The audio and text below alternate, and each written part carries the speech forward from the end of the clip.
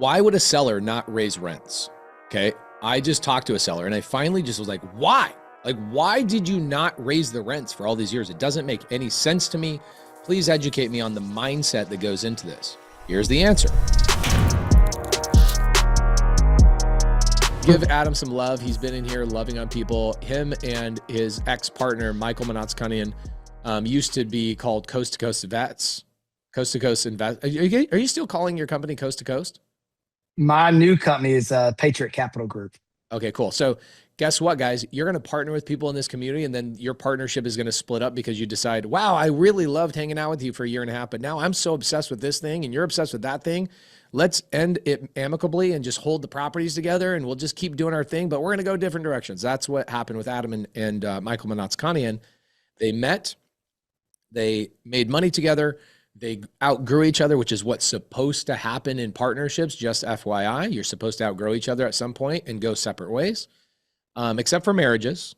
These are partnerships, not marriages. And Adam is out on his own. He's bought businesses with creative finance, dozens and dozens of single family with creative finance. And now homeboy's going into multifamily, and he's got a 24-plex that actually was brought to him by a bird dog in this freaking community. Okay. And that is what you guys need to understand. You need to understand that he got the deal from a bird dog. Where are my bird dogs? You've just joined Sub 2 because you're like, I want to be a bird dog. Adam is literally, now here's the challenge. If he names the bird dog before the deal gets closed, we got a problem. I do not want him naming the bird dog, because here's what will happen. People will literally go to that bird dog and go, send me your deals. You're finding deals. Send them to me. Let's let Adam, who has poured into this bird dog, at least reap the benefits of pouring into the bird dog before we start releasing the name. Do we all agree? Say agree in the side chat. We agree with that methodology. Okay. Adam, tell us more about this deal, brother. Well, first off, I appreciate you having me on here. And I want to echo Rhea and say that I thought this was a scam as well when I joined back in 22. But now look at me. I'm sitting here in a house, as you can see, a beautiful lake behind me, first house I bought back in 2022 with creative finance. So there you go. It's a real thing. Okay? It looks like a green screen. I think you're scamming me right now. That's a green screen. No, it's real. It's real back there. There's water. There's a bug spray because it's got mosquitoes out here. So I found this deal from a bird dogger. I met her actually at the where y'all did the first bird dog challenge. There was a golden ticket event that Friday, and I met her just networking. And you told me not to net. You was like, you don't need to network out there, Adam, anymore. And I'm out there networking. Okay, I wasn't even sitting inside.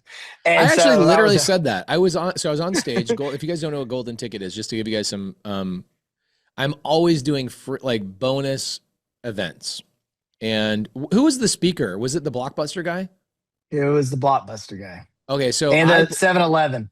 Okay, so I brought in the CEO, the ex-CEO of Blockbuster, and an ex-CEO of 7-Eleven. Okay, this guy's like a big deal. You know, frequently has lunch and dinner with like Jeff Bezos and Warren Buffett and all of these guys. And I bring him in and I invite 150 new members of Sub 2 and 150 members of Sub 2 that have been around for 2, 3, 4 years. And I'm on stage and I see Adam. I'm like, bro, I love you, dude. What's up? And I said, everybody should be networking today except for Adam Catledge, because that dude is so connected and he's made so many friends in here and people know Adam. Adam, you've done your job, bro. You don't need to network. You sit back and chill. And then what does he do? He gets up, he starts networking, and now he's got a 24-plex. Are you currently under contract or you're about to go under contract? Yeah, I wouldn't talk about it if I wasn't under contract because the terms are so damn good. Okay, love it. Let's talk about the deal. So, but guys, just so you guys know, that's where the deal came from.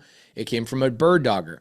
Where did the bird dogger get the deal from? We'll talk about that once Adam closes on the deal. We'll do a part 2 of this so you guys can see it. You are here on a jam session. You should be jamming with each other in the side chat. Networking, networking, networking. Adam Catledge is another example of this. He goes to the golden ticket event. Pace, what's the golden ticket event? I already told you. I do one a month. The only way people got into the golden ticket event, guys, think about this, Adam. This is crazy. So the golden ticket event, if you remember, was a reward for people that bought Squat Up Summit tickets, right? Yep. So here you are, you go to Squat Up Summit, You then come around to golden ticket, which is now your month, which was last month. And then you get a 0% seller finance 24plex under contract because you went to Squad Up Summit, because you got the reward of golden ticket, and because more importantly, you networked and you made a connection and you helped this bird dog get this deal done, which is awesome. So let's hear about the deal. Yeah. So the deal, she found it through an agent. And so I, do what I do best. And I talk to the agent and build a relationship, speaking about me and speaking about my past and my story. And so he said this tired landlord, he was retiring. It was listed on market for $2.5 million. And he would entertain seller finance. Well, he didn't have anywhere to put the money, so which was great. And we negotiated it down to we said, hey, let's put an LOI in, and we put principal only payments in there, and the agent came back and said, hey, well, he'll do this, but he wants to raise the price just $300,000, and he'll take it to 7 years for you for seller finance. And I'm thinking, okay, well, that's pretty damn good. So I chat GPT'd it how much we would save on interest if we were at an average interest rate. And I was like, well, okay, well, 300,000 saves me 800,000. Okay, I'll do that. So so we got it for $2.8 million, seller finance payments of $9,000 a month. And he'll seller finance it for 7 years. And then before we went under contract the night before, he shot an email out saying, hey, I don't have anywhere to park the money in 7 years, probably. I'll extend it each year for 25,000 more if they want to. So good. Up to 10 years. So he just wants a paycheck every month. So he's getting out of the business. Partial renovation's already been done to the property. Now the value add. Where's the value add for the place? That's what I was in. So I'm in co-living. I love the value add for single family properties, but I have a passion for affordable housing. And what we're doing about converting houses over, sometimes it just takes away from the marketplace for single families. So I see the value in converting some of the units. We're going to convert 9 of the units in the apartment complex to co-living units, which we can house single individuals, affordable housing. But also, I didn't touch the people that are on Section 8 because they've been living there. Why do I want to upend their life and have them to go out and look for other places to live? So we are going to raise up to market rent because the guys just been not doing it. And so the value add on the property. I want to touch on that. I've just had a conversation the other day with a seller, and I said, so I have a 161 unit. A lot of you guys are actually partners with me on it. I want to talk about, just for a second before Adam keeps going about this, there's a couple of things he said that are really cool that I think if I was new, I'd want to know why. Why would a seller not raise rents? Okay. I just talked to a seller and I finally just was like, why?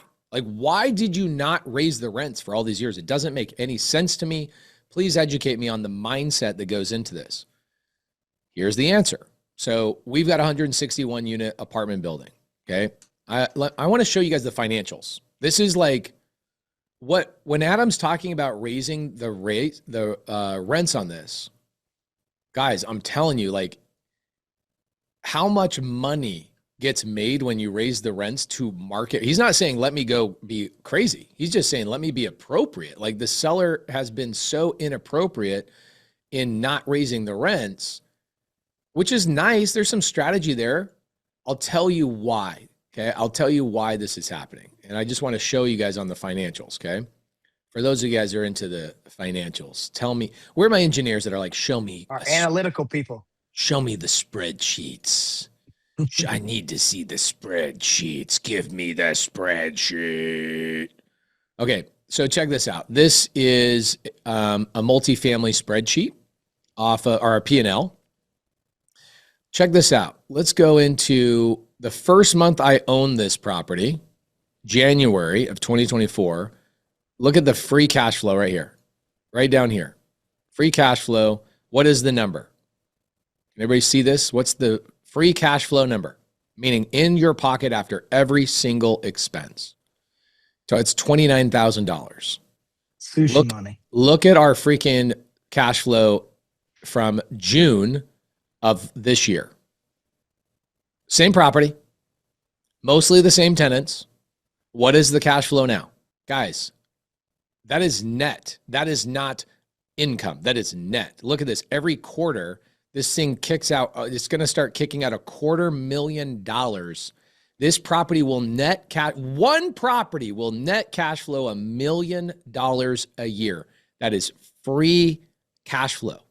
That is in your pocket. You can buy whatever you want with it. Even bug spray. You can buy bug spray with this if you live where Adam lives. So I'm talking to this seller. Why was this such an opportunity for us? Well, the seller wanted to retire, very similar to what Adam's seller is going through. Number one, these are called accidental landlords. They didn't go to a course or a mentorship, or they didn't read a book. They weren't like, let me become an investor. That's not how they get into the game. Most of the time they get into the game because they are making money at whatever. Okay. The person I bought the 161 from was a contractor making a ton of money. His CPA then tells him, you got to go buy real estate, bro. You got to go buy real estate because you're paying too much in taxes. Okay. So the guy goes and buys real estate, saves a ton of money on taxes, which is awesome. He's not sitting here trying to learn, how do I improve rents and how do I manage it properly and how do I make it super efficient? So what happens is we buy it in 2024 and we bump rents. How do we bump rents? Well, we changed and we improved a couple of things. One of the first things that we improved is we created an online portal, believe it or not, 2024, an online portal that allowed the tenants to pay their rent online. This guy owned the property for 35 years and required all 161 tenants to pay with a money order every single month. He would not accept cash or check, only money order to pay your rent. That was it. They were all paying like $9. And I went to the Circle K that was across the street. I was grabbing a Gatorade. It was a hot day. I was there. And I'm talking to the Circle K guy and he's like, oh, what do you guys do? What's this big van? I had a big van full of people. He's like, what do you guys do? I go, oh, I just bought the apartment building across the street. He goes, oh, you're the guy that took all of our business. I'm like, what do you mean? How did I take your business? He goes, well, all those people used to come over here and get money orders every single day. And we were making like $9 a pop. And now nobody's coming over here anymore. Okay. So it's like these little improvements you do, right? Okay. Of course, you're going to renovate some of the units, whatnot, but this guy would not raise the rents. Why would he not raise the rents? I'll tell you exactly why. It sounds crazy, but you have to recognize these sellers are not Adam. They're not me. They're not you. They're not trying to grow an empire. They're accidental landlords. So I talked to the seller. We've been paying payments to him for 18 months, and we got on a phone call a couple of weeks ago, and I'm talking to him like, you know what, man, we've raised the rents. We've done the thing, da-da-da-da. And he says, I go, why did you not raise the rents? We've literally tripled our net cash flow in a year and a half, tripled it. Why weren't you doing this? And he says, because it was making enough money. I didn't think about it. It was literally making enough money.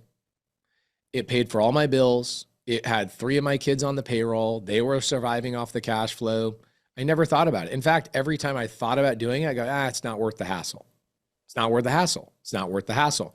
He goes, I basically lived off all the income. And if I had 10 more kids, I probably would have been forced to raise the rents. But because it was paying all my bills, I didn't really even think or care about it that much to actually do anything about it. That is it. That is truly as simple as it gets. And I'm like, thank you for telling that to me, because this really helps me feel confident in understanding why there's such a powerful opportunity for people like me. He goes, yeah, I'm also at an age pace where I didn't want to do the work that you were willing to do. You added value to this property. You deserve, and he says, you deserve to make all that money, and I don't. And I also wasn't willing to do what it took to deserve all that cash. So what's happening with Adam is Adam's situation the same thing. These sellers, is that helpful for some people, by the way, to recognize where there's these powerful opportunities for all of you? So Adam's situation, same thing. He's got a seller who's retiring, doesn't want to manage these tenants and collect payments.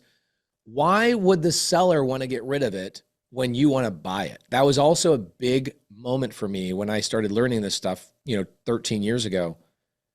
It's kind of like when you buy a car on Craigslist and you see it at a really good price, you're like, what's the first question that comes to your mind? What's wrong with it? Yep. Okay, well, I know what's wrong with it. The thing that's wrong with it is this landlord never learned how to be a business owner. He was a landlord. He was a handyman. He was a bill collector. He was a bookkeeper. He was literally every single thing on this 24-plex, and he wore himself out. That is why Adam has this amazing opportunity. Now, Adam with his charm, his Southern charm, Adam with his respect, because he's been in the military. He's a very respectful, somewhat militant guy in the way he approaches things. Very, very professional. He wins the heart of the seller and the broker and gets the deal locked up. The opportunities out there are endless just like this. And Adam obviously did a great job of that, but that's where the opportunity is. Adam is a professional. He is a business owner. He will not be in the mucky muck. He will not be turning the light bulbs over. He will not be changing wax rings on toilets. He will have a team that does that for him based out of the money that this thing makes. So I wanted people that were new to hear those things, because you need to understand why, how, why would somebody be so willing to sell or finance this thing to you? Mm-hmm. How many people here have had kids in the past and now your kids are old enough that you're like, your life is back to a different degree, right? There's phases of life, right? These sellers also have phases of life where it's like growth mode and then relax mode. And I hope all of us have the relax mode as well. But Adam's in growth mode, and he's in a different mindset than the seller. The seller's like, dude, I worked really hard and I own this property for a long time and I'm chilling and I don't have another project to put this money into, which tells you a whole other story. It tells you that the seller truly is in a place where he does not need the money and he doesn't need to put it anywhere because he's like, I'm chilling. So I'll just keep extending it for you if you want. He already knows in 7 or 8 years when Adam has a balloon, he's already like, yeah, you know what? We could just keep kicking the balloon down the day. I already know in 7 or 8 years, I still won't have anything to put this money into because the guy's hanging his hat. He's retiring. So it gives Adam an amazing opportunity, and all of you guys also an opportunity to do deals like this. So Adam, tell us more about the unit count. What are you doing to add value? What is it going to net cash flow when you're all said and done? Yeah, so we're going to go, we've got currently it's 24 units, 44 bedrooms. We're going to be taking it to, we're going to take 9 of the 24 and convert, those are 2-bedroom units currently. All we're doing is just taking the living room out and making those units 3 ones. And so they'll be co-living units with the combination of increasing the value add on the single family units and the co-living units. We're increasing value by $15,000 a month. Cash flow or gross cash flow. But even that gets even better because after our private money on the deal, we're still net cash flowing $66,000 a year. That's in our pocket. But just to be able to get up to that point, because it is a ramp up period, it's not from day one is going to allow us to do that. I was able to negotiate 6 months of deferred payments. And so we don't have to make payments for the first 180 days. You freaking genius. Bro, how'd you turn into such a scam artist? Sounds like a scam. I learned from the best. Oh my gosh, bro. I got a 0% seller finance deal with a deferred 6 months. I don't have to make any payments to the seller for 6 months. Guys, he went from thinking this isn't real, just like I did, like most of us, to structuring this deal. Adam, I'm trying to get into this deal. I know you and Molly are working on it. And you're like, well, I'd like to try and raise the money myself. If you don't raise the money, I'm your guy. Like, I'm cutting a check. I want to be in this deal. Like, I've got a $500,000 loan coming back to me in like 2 weeks. So I could just redeploy that capital into this deal, be your partner. So if you don't raise the money, I'm your guy. Okay.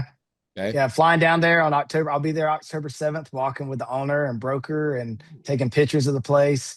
So please follow me on Instagram. I post all my stuff there. And hey, let's do some deals together. I wonder if I should fly out and hang out with you for the day. Come hang out. Let's go walk. Plus, it even gets better. It even gets better. Okay. Because the broker loves me so much now. He's sending me all of his seller finance deals. He already sent me a mobile home park. He just sent me a storage unit. We're going to go do breakfast the day of the walkthrough. And the day after on the 8th, he's going to take me and show me some more properties, all in New Orleans. Adam, I'm going to try and come down there to New Orleans with you. And I want to, can you ask the broker, can you say, hey, my partner wants to come down and film it for our investors? Yep.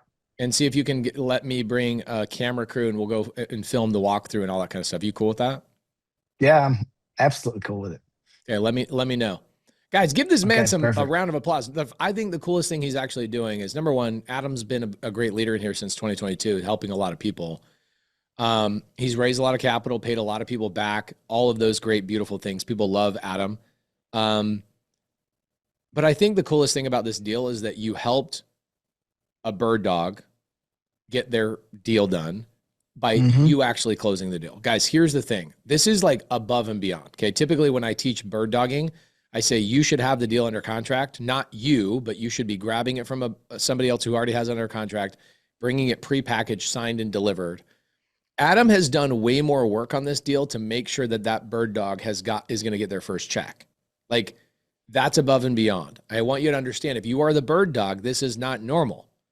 Having Adam come and close your deal by negotiating, bringing the credibility, all of those types of things is not, okay, that is not normal behavior. Now, is it fine for him to do that? Yes. But if you're a bird dog, I wouldn't be expecting like, oh, you're buying this incredible deal, so I need $100,000 finder's fee. It's like, bro, you brought me a lead, not a deal. I turned it into a deal. I use my credibility. I negotiated back, forth, back, forth, back, forth. Can I get an I agree?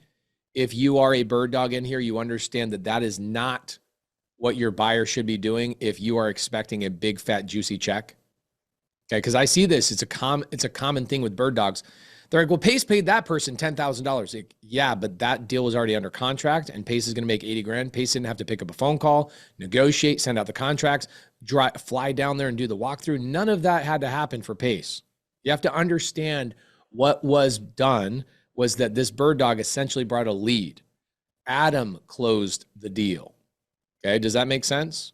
So if you're a bird dog, you go, well, Adam's going to make millions of dollars on this. Yes, and he should. You as a bird dog, probably on a deal like this, if somebody else had to close the deal, I'd say 5 to 15 grand. 15 grand might even be too high. Like, you brought a lead to the table, not a deal. You brought a lead to the table. I'd say 5 to 10,000 bucks. Okay. Now, as you're a new bird dog, you're like, wait, that's a big multifamily deal. Yeah. Again, let's remind ourselves, it wasn't a deal. It was a prospect. You brought a prospect and you said, hey, Adam, will you do the work for me that I am not capable of doing yet? And the answer was, hell yeah, I will. That's the coolest thing I think Adam did on this deal, is that he stepped across that bird dog line, as we all will for our bird dogs. You just need to recognize, if you are the bird dog, you are not going to be scraping $100,000 off a deal that he had to go do the work. Can I get a yes? Okay. Trying to set expectations. In fact, if I'm the bird dog in this deal and I get 10K, I'm going to be like, bro, thank you so much for doing that and still paying me 10,000 bucks. Go ahead, Adam. Yeah, I think it's, you want to work in collaboration with your buyers as a bird dog, and as a buyer. Please, I'm speaking. I do not waste your bird. If you're not a buyer, don't waste the time getting work with bird doggers. Because they're not there to work for free. They're actually there to earn a living, and that's their active income they're looking for. So, and it's valuable to provide feedback. If this deal didn't work out, if it doesn't pass the closing, I'm going to go back to the bird dog and say, hey, this is where the lessons learned were, and what we couldn't do and why we couldn't do it, so that they can go out and build their business a little bit better by each deal they can't close and they close. I love that. Stacy David in the side chat says, yes, I am so grateful for all the people that have helped me learn and grow. Okay. Bill Fisher, also Owners Club, my partner, Adam, my partner. Now, what are these guys? Somebody asked in the side chat, what businesses do you guys own together in Owners Club? And we kind of break that down for you guys. Let's go through this just real quick while we have each other. Owners Club members are the ones in the community. When you guys hear me talk about, I'm building 5,000 car washes over the next 10 years, I'm doing that with Owners Club members. So car washes, we just got our first car wash piece of land under contract with an Owners Club member. They brought the land to us, not contracted. And my team is buying that land, and that Owners Club member will get, I think it's 14% ownership of that car wash for literally just bringing us the opportunity. Okay. If you are not an Owners Club, you are not going to be able to do car washes with me. So when I say owners and owning things with me, this is what I'm talking about. So, Adam, I appreciate you loving on that person, whoever it is. And when you close the deal, of course, we'll do a part 2. Hopefully we do a part 2 at the property and we can highlight this awesome deal you did. But my favorite part about it, not even the 0%, that's freaking gangster. Not even the deferred payments. That's like black belt level ninja gangster. Okay. It's the fact that you took the time, energy, and the effort to be a leader and help somebody else get their first deal. Do we all agree with that? That is the coolest part of that entire thing? Hey, we're a community and a family, so we got to help each other out. That's right. You are the freaking man. Guys, go and enjoy your families. Go and get your workout in. I already know Adam Catledge got his workout in. He texted me this morning. He already cranked one out. I'm going to go get a workout in with my kids and my wife. I'm going to go love my family. I love you guys. I love this community. Thank you, thank you, thank you so much. And Adam, again, dude, thank you for being such a good leader. I'm so proud of you and so grateful for you. Thank you.